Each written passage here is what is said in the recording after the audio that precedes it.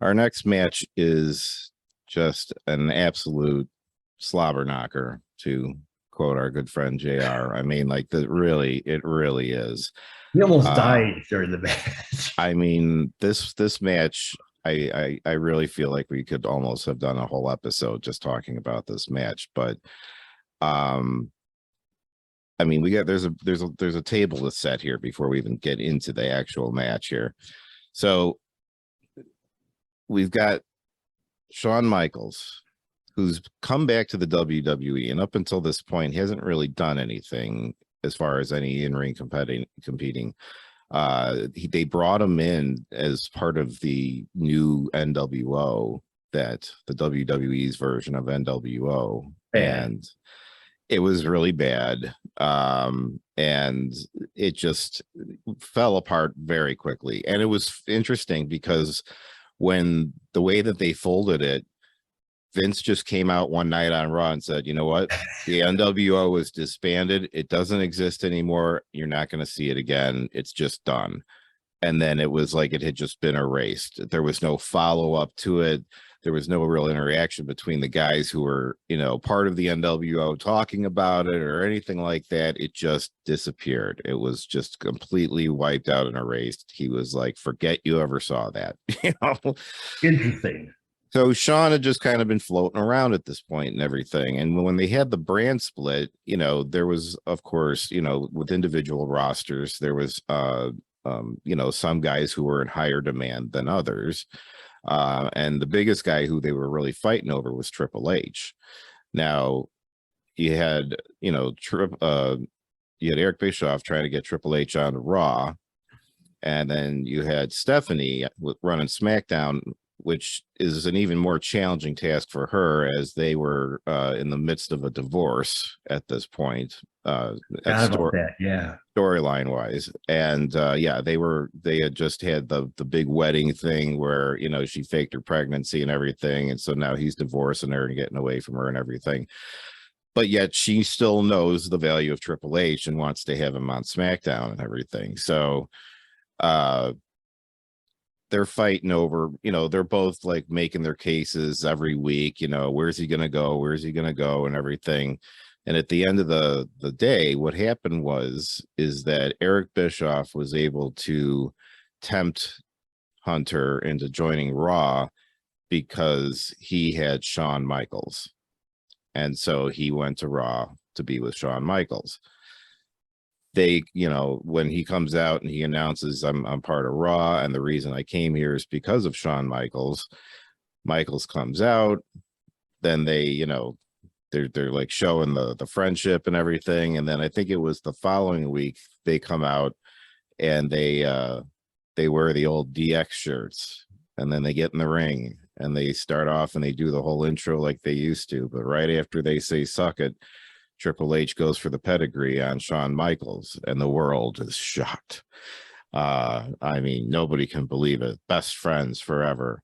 And now it's this, ultimate betrayal and everything. And the thing is at the time, Shawn Michaels is there returning after 4 years after what he thought and everyone else thought was a career-ending injury to his back.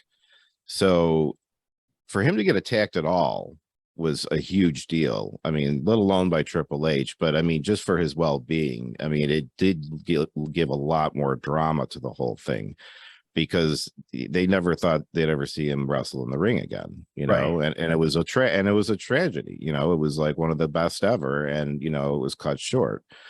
So a lot of drama coming into this match here. A great story leading into it.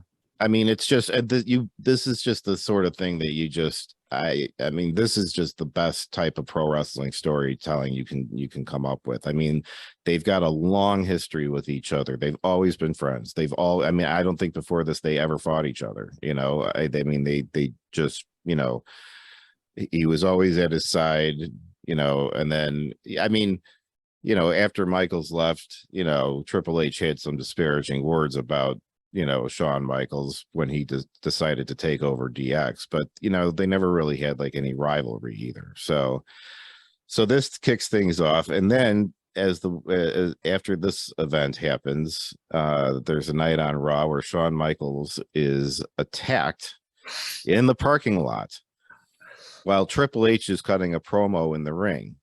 So it couldn't have been him, right? And so Triple H runs out to the parking lot and is trying to tend to Michaels, and now he's acting all concerned. He who had just pedigreed him like a week earlier, is now out there telling him, trying to like, who did this? I'm going to find out who did it. He's on the next week. Shawn's on the Titantron. Triple H is in the ring, and Triple H is telling him, he's like, don't worry, buddy, I'm going to find out who did this to you and everything. And then Michaels shows that they took the security footage and they got a nice zoom in there, and sure enough, it was Triple H. Now, when I'm not going to go step by step through the whole thing, don't worry, I know, but this is a stage worth setting here for this match, I promise.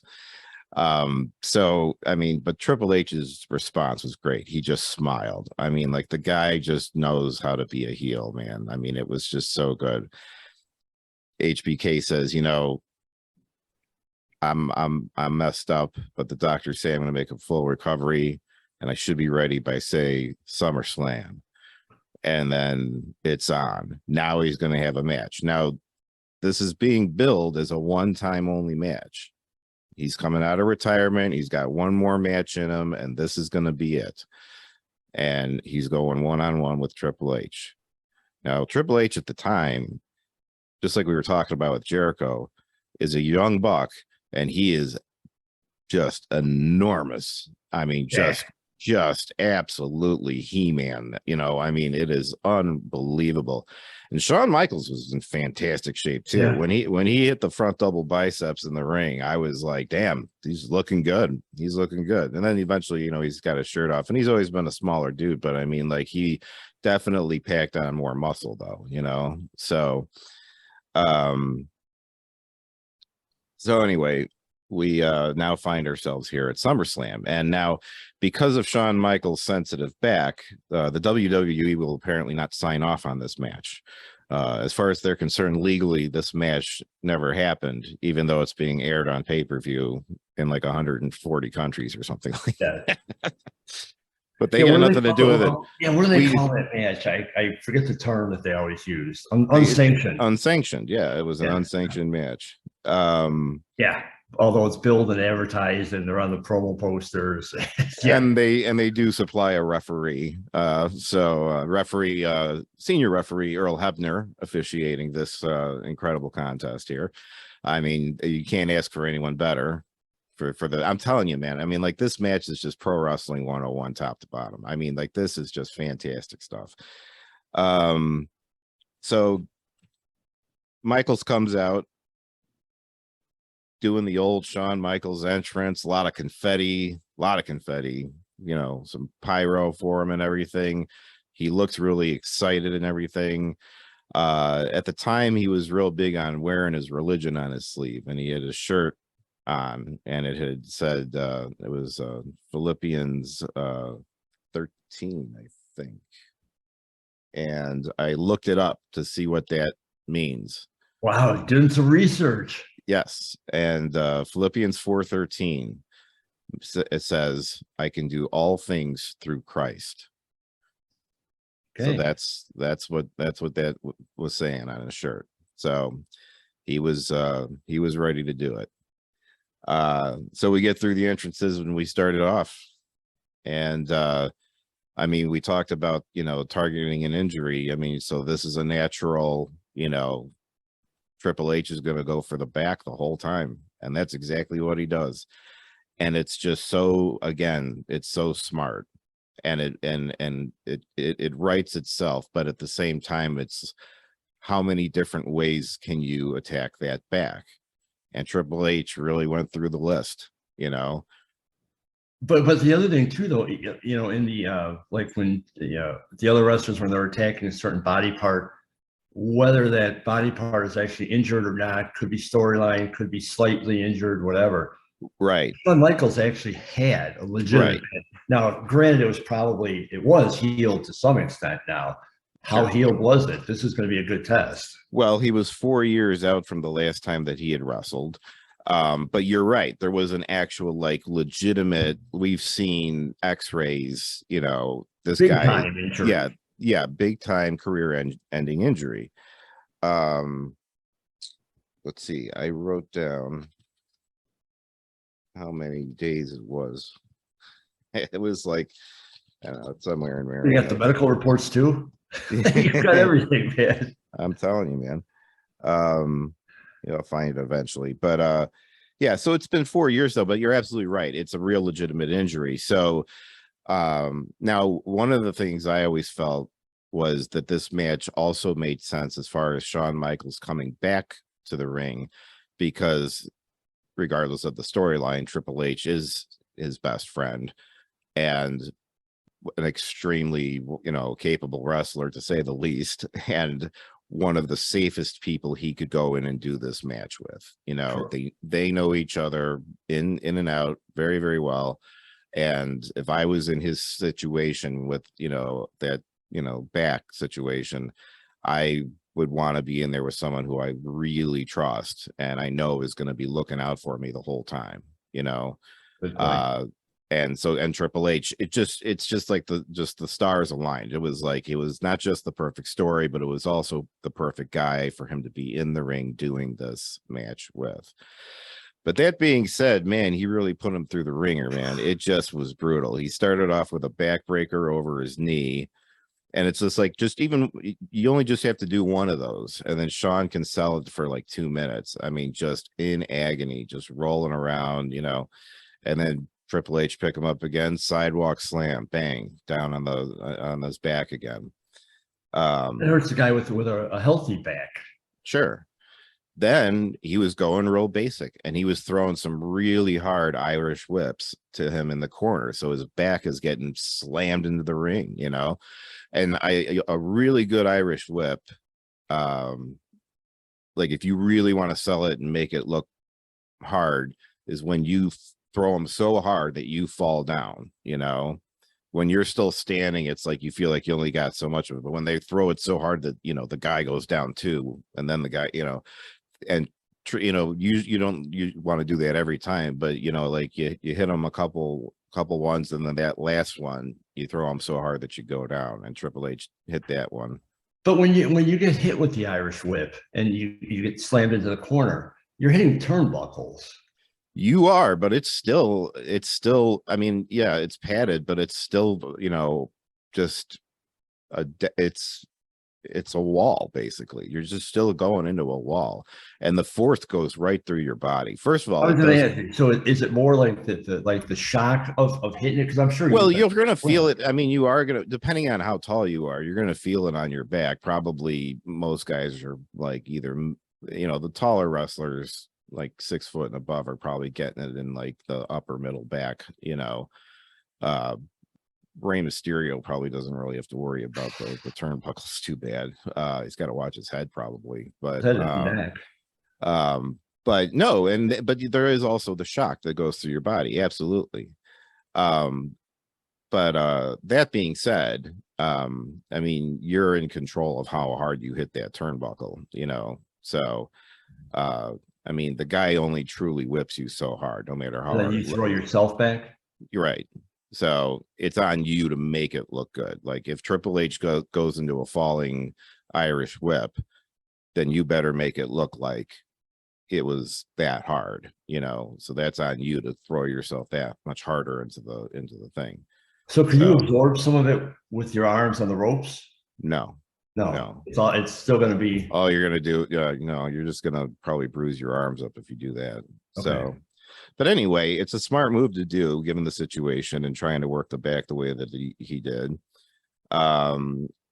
Being a non-sanctioned match, it was kind of confusing because it was like, as far as what the rules were, because you could use weapons, but yet the 3 count had to take place in the ring. It wasn't like it wasn't like a falls count anywhere situation. So, but again, a non-sanctioned match, but there were still some rules to the whole thing, but there were very few. You could pretty much do anything, and you could bend the ones that were there. Right, but you gotta pin the dude in the ring, or it don't count. So Yeah, but I mean, uh, and kudos to Jr. though for he sold this thing from oh top to man, bottom. JR was just absolutely incensed. He was beside himself the entire time. He was begging Shawn Michaels, please stop. Just let him pin you. Just tap out. You have a family. You've got a son. You know, I mean, like he's just he just really, it was just like, you know, you've shown everybody your heart. You've proven to everybody that you know you still got it. You're still the heartbreak kid.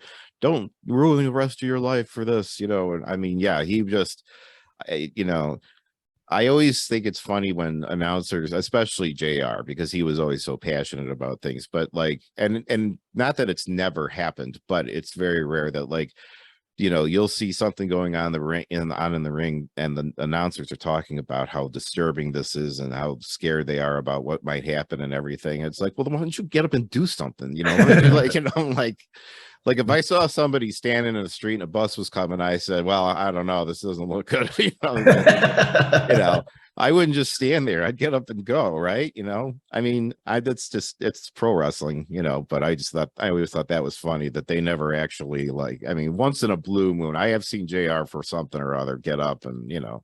Or I think I've seen a few like Lawler get in the ring and stop stuff, but It's yeah, I mean, rare. It's rare yeah, though. yeah, it's a So, dramatic moment. But I thought Jr. Actually added to the match oh, because you, sometimes they can go overboard and it just goes overboard and it gets to ridiculous level. I thought Jr. was perfect. again, you couldn't have asked for a better announced team in this thing. You had JR the Well, King, you know. No, I'm not even going to humor the idea that you and I would have been able to do a better job or even close by to what God, they we did. could have. I don't think so, buddy. No, I mean, like if I was, hey, if it was me, I would have wanted them calling my match. I mean, but Yeah, it was just, I mean, they're on commentary. Earl Hebner's reffing this thing. You got Triple H versus HBK. It's SummerSlam. This is a WrestleMania level main event. I mean, yeah. like this is just, I'm telling you, man. So keeps working the back. Now he's got the steel chair, you know, hits the back, gets him with a DDT on the steel chair. Then he goes for Michael's belt. Now he's taking the belt off and he's whipping him in the back with the belt. And again, the reality of knowing the injury added so much more drama. And it was like Triple H was just absolutely being relentless on Shawn Michaels. What was the time on the match? I know you've been keeping Yeah, track it of was no, that's that one. It was, I got it right here. Don't I have it right here? I do have it right here. No, I don't. How did I miss Well, that? at least a third of that match is Shawn Michaels just absolutely getting destroyed and just absolutely getting his back torn apart. But Yeah. I mean, Yeah, it's and and when you're getting hit with the strap, you can see the strap, the redness of the strap. There's oh really, yeah, I mean, you could pull the the punch, or if you oh will, yeah, but no, you're still gonna feel that strap hitting you. that's the thing with it, is that there's physical evidence of, you know, that Triple H is really slapping them hard with that thing. I'm sure he's doing it as hard as he can, because in the moment, the harder you do it, the less you feel it. Actually, Could it have gone 27 minutes? it could have, yeah. That's what I've got here. That's why I was kind of surprised. 27 I minutes. That's like old school. Oh, it was a long match, man. It was a long match. But it was so damned exciting. It doesn't feel like a long match though. Right. So then he takes the belt. Now I mean, you know, in Triple H, the cerebral assassin. I mean, this guy just thinks of everything. Now he takes the belt and he wraps it around his hand. And he's got the belt buckle. And so now he goes over and then he gets Shawn and then he starts cracking him in the forehead with the belt buckle. And now Shawn Michaels is wearing the crimson mask. Oh, I love So that term. now we've got blood in this match now too. Do you think Uh he bladed, or was it I think he bladed, because if you look at the way that they set up the cameras, Shawn's facing away when he's hitting him with the belt, first of all. And then the camera stays on Triple H afterwards, and then they come back and then he's sitting there and he's bleeding. So if you don't see him like start bleeding like from something, typically, yeah, I mean, it was bladed. Plus, he actually stopped bleeding at a certain point too, and I think if you can get that cut just right, it won't. Right. I think it just didn't bleed out as bad. But again, adds to the drama. Having blood, they weren't afraid to do that back then. So Well, it's unsanctioned too. right. At this point, the ring is just a mess. I mean, you've just got, it's like there's a chair. I think there's a trash can or something like that. He's like sidewalk slammed him onto a trash can. I mean, it's like, it's just stuff's everywhere. Blood. At some point, and this kind of coincided with JR just absolutely turning inside out on the side of the ring. But Earl Hebner and Triple H get into it at one point too. And it's worth noting just because, you don't see too often a ref get in the face of somebody like Triple H as hard as he did in this match. I mean, Earl was red in the face, yelling at him, telling that he's sick of it. He's like, I'm sick of the chair. I'm sick of the belt. I'm sick of the trash cans. He's yelling. And then all of this is giving Shawn Michaels a little time to kind of regroup and everything. And then like at first Triple H is, and this is where like he can be funny even as a heel. But at first Triple H is yelling back, but then it's like he starts kind of getting a little like scared of Earl Hebner. He's like, yes, starts kind of backing up a little bit, like, whoa, like take it easy, man. Like, hey, And I like, how did Earl get? Is it just he's yelling so loud that his face actually gets that red? Because I mean, that was like beat red. Yeah, he had to be. Oh no, I'm sure he was just screaming as loud and as hard as he could at him and everything. He was selling it hard. He did a fantastic job. Because I mean, but it becomes, now you've had somewhat of a comical moment in the match too. So I mean, this just, this thing is just like a roller coaster. It lightened it up a little bit. Yeah. So Shawn Michaels finally turns things around with a low blow, and which is always funny when the face does an illegal move, if you will. Yeah, but I mean, I think it kind of becomes fair game after the guy has broken the rules about 20 times already. I mean, like then it's like you got to play on an even playing field. And if it's not going to disqualify you, or you can do it without the ref looking, I think there are some exceptions for faces to be able to pull it off. It should not be a regular thing by any means. It's got to be meaning very specific criteria. But so then Triple H goes for another chair, comes after HBK, but catches some sweet chin music with the chair in front of his face. Now Triple H goes down. Now he's bleeding. So now we got two. That was definitely a blade. But that guy was really bleeding. Yeah. I mean, Michaels had a lot at first, but then it started drying up as it went along, and it seemed like it stopped bleeding. Triple H bled pretty much the rest of this match, I'm pretty sure. Now, so we're cranking along here. Michaels has been losing most of this match. He gets this. I think he falls down like after he hits the sweet chin music or whatever, and so they're both kind of laying down, and then that magic moment that only Shawn Michaels can do, the kip up. Yes. Now I'm gonna say it's a little unbelievable that after all the hell his lower back just took, that he could do a kip up, and as well as he did, because he snapped that thing hard. I mean, he jumped right up and then is just jumped up and he's charged up. Now, this is where like the superhero element of wrestling comes in, though. I mean, you're only going to see that sort of thing in wrestling. Is it unbelievable? Yeah, it's a stretch, but you know what? there's some 10-year-old out there watching it who's not thinking about it like that, and they're looking at it and they're thinking like, holy cow, look at this guy, he just got back up, he might have a chance, you know. So while I'm sitting here sounding cynical about this particular moment, I do think that I tend to forget that there's so many kids who watch this stuff, you know, and for them it is a magic moment. It is, and it's something they'll remember, you know. It is something that's, you know, when you're a kid and you can suspend disbelief that much more than an adult can. I mean, man, I'm sure that had to be a very like superhero type of moment for him, because he just jumps up like that after everything.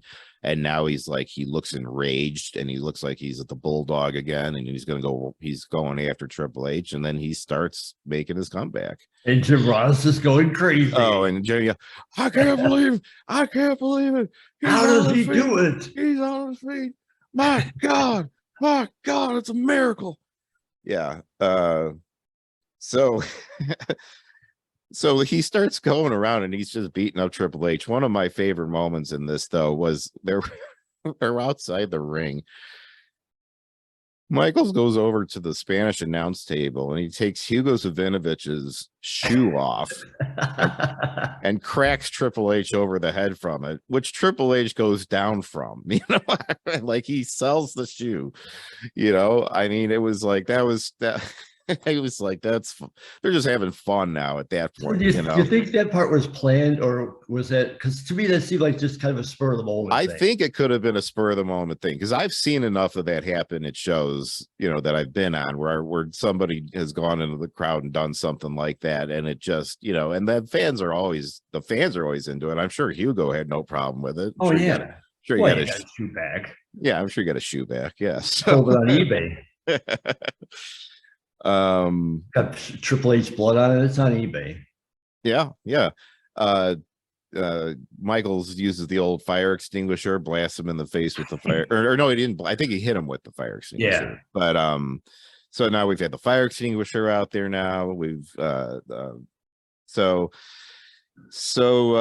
they set up a table. The crowd's chanting for tables, and there, of course, it goes without saying that the crowd is completely behind Shawn Michaels this whole time, you know. But they are chanting for tables, and at this point they have used everything but the kitchen sink. So I mean, tables, you know, and Michaels had brought out a ladder, used that a little bit, but then eventually he gets out a table, and which just have to be under the ring. Yeah, well, you always got to have some extra tables under the ring. You never know, you know. Okay, so luncheon breaks out. Well, you never know, you know, maybe more people showed up than you were expecting. You need to put them somewhere. Maybe, you know, if the announce table gets broken, they need to use something just to, you know, get by with until the end. You know, it's good to have spares. That's why they have the chairs under there too, because you can't have, you know, table and no chairs. And a fire extinguisher, because you never know when the middle of the ring might. Yeah, well, there's all the electronics that are sitting on the table and stuff. Everything under there makes perfect sense. Plus, you need a ladder if you're gonna, like, you know, hang titles over the ring or something like that. Plus, the ring from the floor up to the, you know, can be, you know, like 8 feet or something like that. So, you know, ladders are necessary. Everything under the ring makes total sense. And then a toolbox, because hey, you might need, you know, probably used it to help put up the ring together and everything. So you are the thinking man's wrestler. And you know, and sometimes, you know, when you're putting the boards in the ring, as you've seen us do before, you know, you might need a sledgehammer to kind of like bang them in there, you know. So or there you go, Tommy just explained all the possible needs. So there you go.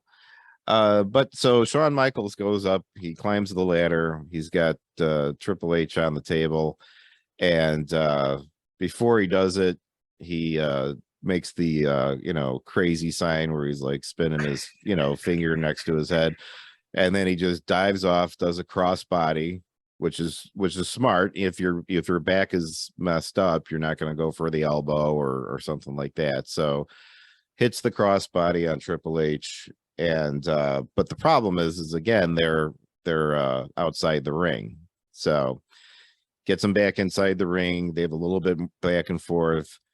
Now HBK starts tuning up the band. Now, when I watched this, I was like, that whole place is like rumbling. Now I've got a pretty nice sound system in my place. So the sub, it was going, and like, I mean, it really was just like when he had the band tuned up, that place was just absolutely losing their minds, absolutely losing their minds. But the funny thing is that he misses it. You know, his big signature finisher, he misses it. Triple H hits him with a kick to the gut, puts him in the pedigree. It looks like he's certainly going to nail him and counter this and close it.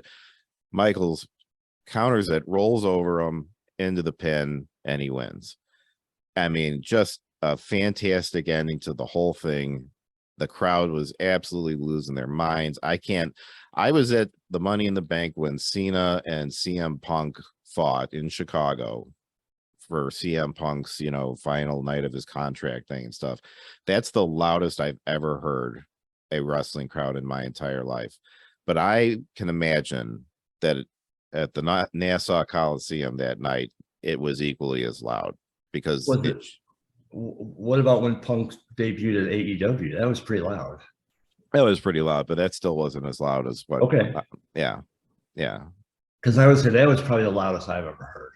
Yeah, no, it was loud. It was a big deal. But I, you know, part of it I think though is also, I mean, like, it was loud for his entrance coming out, you know, and then he's standing there and he's talking. His match with Cena was, you know, 20 some minutes, and they were that loud the entire time. I mean, they were that loud at the beginning of the night of the pay-per-view, you know, because like they could have cared less about anything else on that pay-per-view that night. Right. And by the time you got to the main event, or even just the minutes leading up to the main event, that place was already just losing their mind. Nothing had even happened yet. So, but anyway, my point is that seeing the reaction, hearing this crowd, it just reminded me of that. And I'm like that. And it was totally deserving of that too. It absolutely should have had it, which again, the crowd and their enthusiasm for everything also helps round this out into being just an incredible match.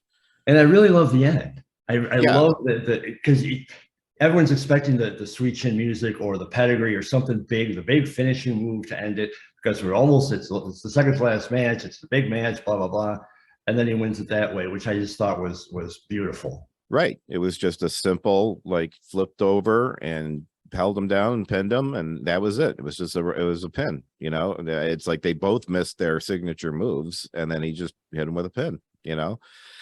So here he is, and he's in this triumphant moment, and he's beaten Triple H at SummerSlam, and everybody is just like on cloud nine. And then all of a sudden, JR's worst nightmare comes true, and Triple H comes up from behind and just slams HBK in the back with a sledgehammer. And he gave him the first one that was like the covered, you know, the hand over the mallet part and everything. But then he takes it and he actually like swings it over his head while he's on the ground and hits him with the mallet and everything. I mean, JR and the King just losing their minds. This guy needs to burn. Kill him. Yeah, you could kill him. You should burn in hell. You should burn in hell. You know, I mean, like, they just absolute contempt. And one of the best parts, and again, just Triple H being so awesome at what he does, is as the medics are tending to HBK and they're putting him on a stretcher and in a neck brace and everything, Triple H is walking out. And he is, and he's covered in blood and everything, but he's laughing and he's smiling and he's just like, you know, living it up. Like, you know, the loss meant nothing to him. All that mattered is that, you know, because he was saying, I'm going to cripple you at SummerSlam. And so for him, in his mind, he won.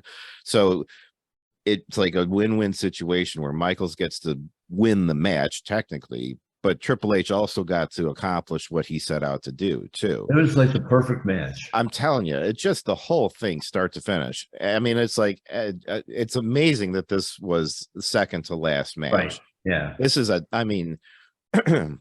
near impossible. I mean, it is an impossible match to follow, because our next match coming up is Brock versus Rock, right? Which is a great match, but it's nothing like this. Yeah. I mean, you know, but we'll get to that in a minute. So, but just to put a bow on this match, though, I mean, really, I mean, am I wrong? Was this not?